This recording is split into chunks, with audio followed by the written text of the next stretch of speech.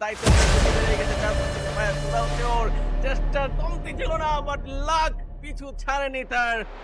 জো বেকারের সাইড থেকে একটা শুট এবং আশা ফিনিশ। জো বেকার এইবার যে লেভেলে খেলা জমিয়েছে সেটা দেখার মতো। অস্থির লেভেলের পারফরম্যান্স প্রত্যেকটা প্লেয়ারের সাইড থেকে, প্রত্যেকটা প্লেয়ারের কন্ট্রিবিউশন চমৎকার। তীব্র হাইয়েস্ট বাটে 5টা এলিমিনেশন তার হাতে রয়েছে। কম্পের সাইড থেকে 11 এলিমিনেশন থাকলেও মেন পাওয়ারের দিক দিয়ে একটু পিছিয়ে গিয়েছে। রিভাইভ হয়তো বা দিতে পারবে বাকি মেম্বারদের, দেখা যাক। নিও প্লাসের তো দেখতে পাচ্ছি চমৎকার একটা প্লেস বলা যাবে না, বাট যেই জায়গাতে রয়েছে বেশিক্ষণ ওইখানে থাকলে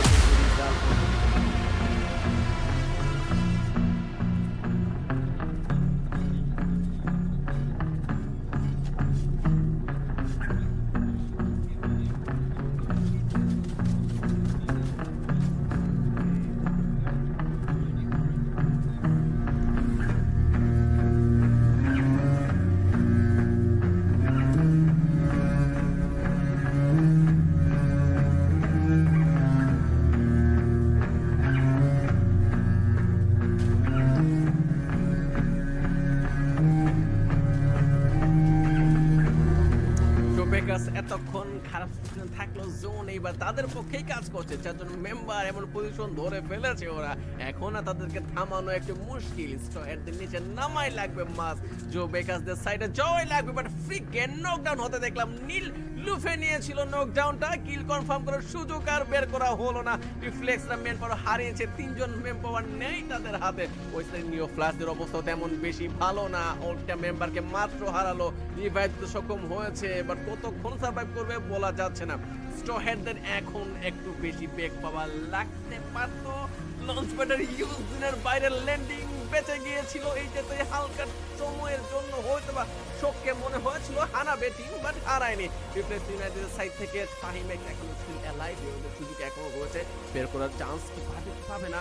একটু ধীরে সুস্থে খেললেই হয়তো বা সেটা বোঝা যাবে। হুকে চাষ করতে চাচ্ছে ফুল জো বেকার, এইবার জো বেকারের জয়কার। এই ফুল টিম 8টা এলিমিনেশন উপরে নিয়েছে। এইবার নুসরাত চমৎকার খেলা দেখাচ্ছে বহুদিন পরে।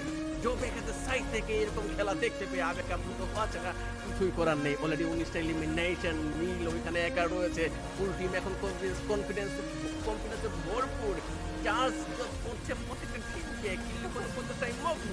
বেস্ট ক্যান নকডাউন করা হলো মাত্র, দেখা যাক নিওরা কি করে এখন। একদম বেশ ভালো প্রেসার ক্রিয়েট করার চেষ্টা করছে নিউ ফ্ল্যাশ, ফার্স্ট বুইয়া সিকিউর হবে কিনা। Same goes for job breakers also, তারাও কিন্তু একটা বুইয়ার জন্য অনেকটাই এই জায়গাতে চেষ্টা করছে।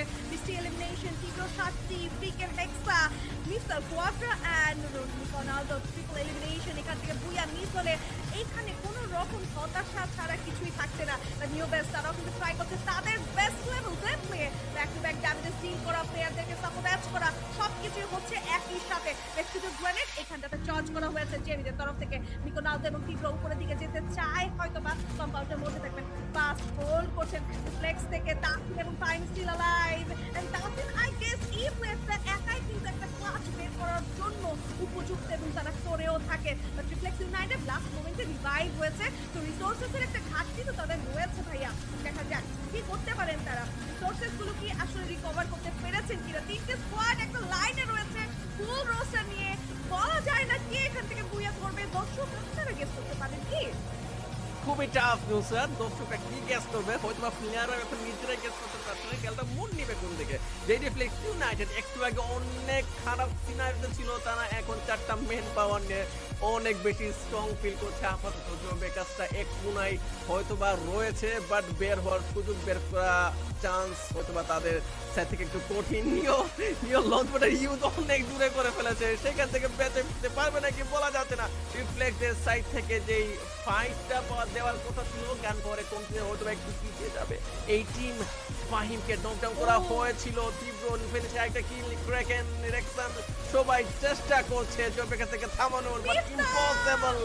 4টা এলিমিনেশন পরে নিয়ে প্রথমবারের মতো জো বেকার নুসরাত চমৎকার লেভেলে খেলা দেখালো এবং ফুল লবি একাই কাঁপিয়েছে।